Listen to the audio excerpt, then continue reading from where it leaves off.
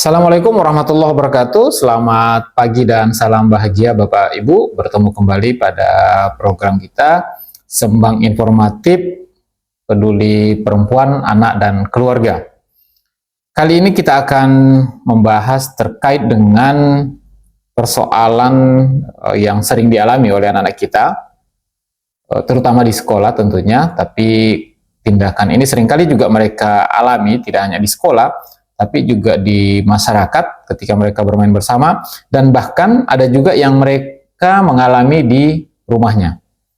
Kita akan bahas terkait dengan tindakan-tindakan perundungan yang dialami oleh anak-anak kita, yang seringkali di masyarakat disebut sebagai pembulian.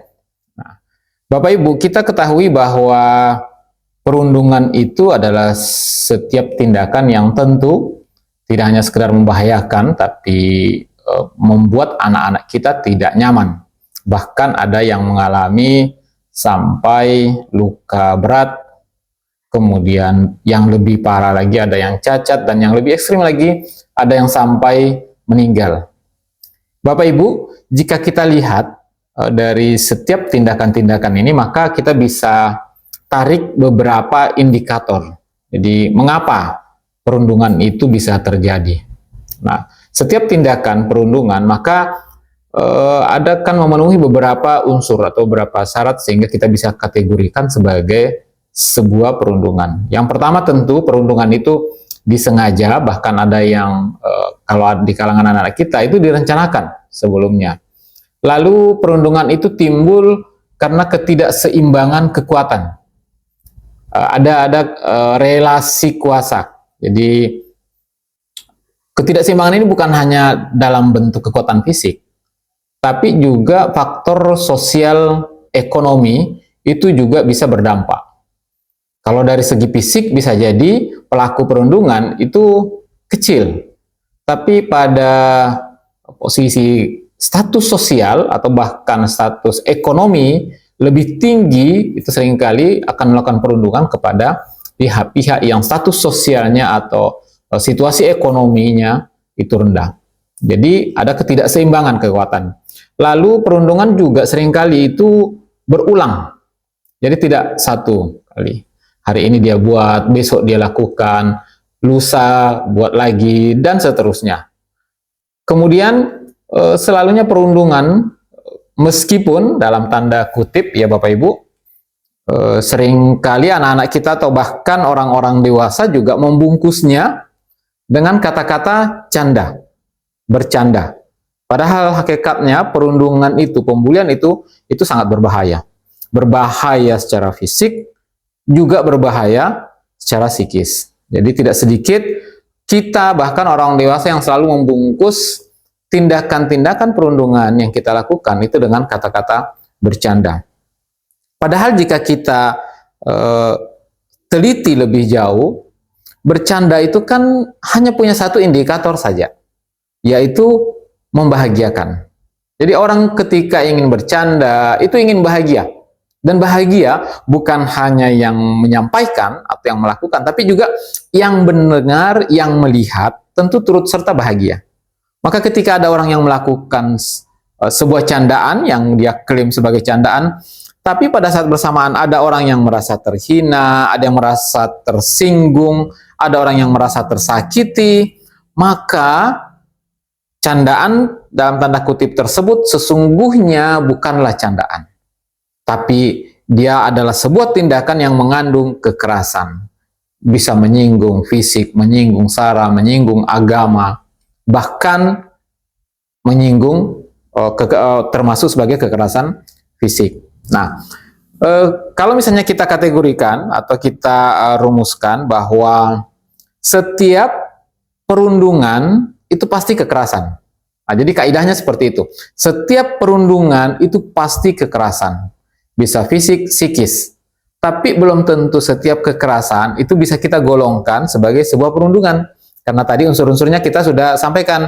Perundungan itu disengaja, ada ketidakseimbangan relasi kekuatan, atau lalu ada unsur yang berulang dan tentu berbahaya. Nah, lalu di mana saja perundungan ini terjadi.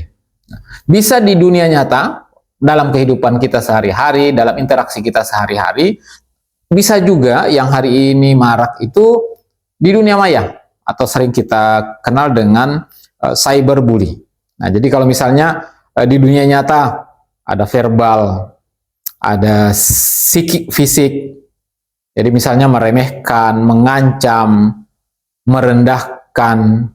Nah, lalu ada juga yang terbuka. Jadi kita bagi dua lagi. Ada yang situasinya tertutup, ada yang terbuka. Kalau misalnya di dunia nyata, situasi yang tertutup mungkin meremehkan dengan gerak tubuh. Jadi kalau misalnya kita diskusikan terkait dengan senyum, ada senyum, orang tersenyum, tapi sesungguhnya dia tersenyum, senyum yang meremehkan, senyum yang merendahkan. Lalu di dunia yang terbuka, di dunia nyata dan terbuka, tentu komentar verbal secara langsung. Komentar-komentar diskriminasi, komentar-komentar yang mengancam, bahkan komentar-komentar julukan. Nah, ini yang sering kali nih, julukan-julukan. Tidak hanya sekedar di sekolah atau di tempat bermain anak, bahkan di rumah sekalipun, seringkali orang tua tanpa sadar itu memberikan julukan-julukan kepada anaknya. Nah, jadi kita tidak perlu kasih contoh, karena ini seringkali kita saksikan. Lalu secara psikis, ada misalnya menahan, membanting, dan segala macam, itu kelihatan betul. Termasuk juga mengucilkan. Nah, lalu di dunia maya, ini banyak sekali. Di dunia maya ini hari ini luar biasa sekali masifnya.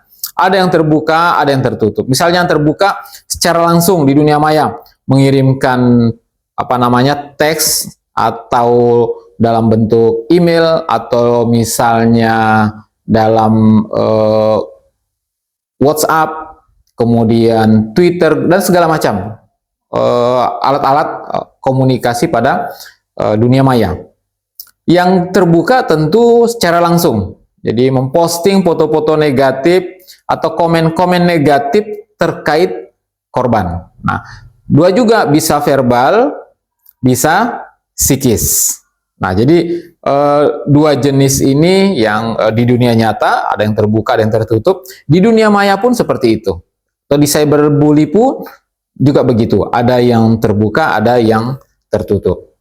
Lalu ketika kita berada di sekolah, tentu semua pihak harus ambil peduli.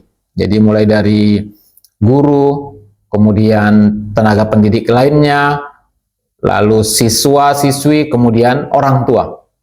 Termasuk semua orang-orang yang terlibat atau yang berada dalam dunia pendidikan. Jadi harus betul-betul terlibat untuk melakukan pencegahan. Dan yang tidak kalah penting, upaya pencegahan perundungan ini tidak hanya sekedar tindakan kita, tapi mesti diikuti dengan regulasi yang jelas dari lembaga tersebut, dari sekolah. Jadi clear bahwa memang perilaku perundungan dilarang di lembaga tersebut. Nah, Bapak Ibu, ya, ketika misalnya kita lihat siapa sih sebenarnya yang terlibat pada tindakan perundungan ini, jadi ada 3 sebenarnya. Jadi yang terlibat, yang punya andil dalam sini. Yang pertama itu pelaku, yang kedua target, lalu yang ketiga itu yang melihat atau yang menonton.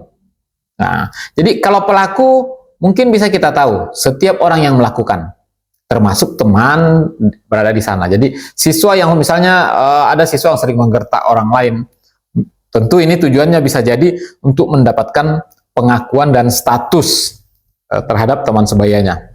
Lalu target siapa? Semua anak-anak kita atau semua orang itu punya potensi untuk menjadi target. Nah, jadi ciri-cirinya nih, kalau misalnya kita bisa lihat, korban itu seringkali bersikap tidak tegas atau menarik diri atau terisolasi karena harga diri yang rendah. Lalu bisa jadi juga karena dia menjadi minoritas di kelompok itu. Lalu ada juga korban yang karena memiliki disabilitas atau karena prestasi akademiknya yang rendah sehingga teman-teman yang lain itu mau melakukan perundungan. Lalu peran penonton. Nah, peran penonton kita bagi lagi menjadi 3. Jadi yang melihat. Ketika terjadi perundungan, yang melihat itu ada yang jadi asisten atau pengikut dari pelaku tersebut. Dia tidak memulai tapi mengambil peran aktif dalam perilaku bully. Minimal berhore-hore lah istilah kita, ya memberikan semangat. Dia aktif dalam perilaku. Lalu pendukung. Jadi dia dukung perilaku secara terang-terangan atau terselubung, misalnya dengan menutup mata, membantu, tapi tidak mengambil peran aktif dalam perilaku bully tersebut. Jadi dia mensupport. Lalu yang ketiga bagi pihak yang melihat ini adalah pembela. Nah, dia sesungguhnya dia tidak menyukai intimidasi, misalnya tindakan intimidasi, dan mencoba membantu target dengan mengintervensi. Nah, sayangnya ini bagi yang melihat itu sedikit sekali yang berani mengambil peran.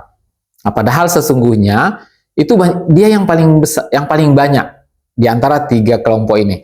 Jadi pelaku itu kan tentu sedikit, korban juga tidak banyak. Tapi yang penonton ini itu kan banyak sekali.